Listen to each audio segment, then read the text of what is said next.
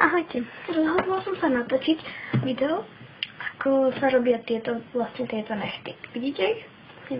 Takže budete na to potrebovať pilník na nechty, odličovacie tampóny, odlakovač, jednofarebný lak, ja mám takýto, vy môžete mať iný, a takýto trblieskavý lak.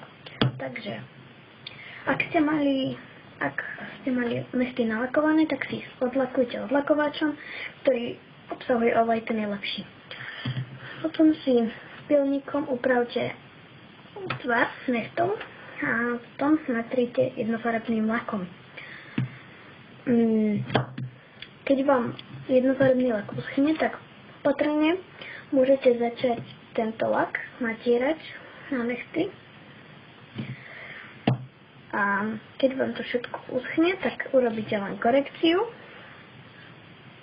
To je vlastne, že si namočíte kozmetický tampón do odlakovača a keď máte škvrny okolo nechtov od laku, tak si ich proste vyčistíte. Takže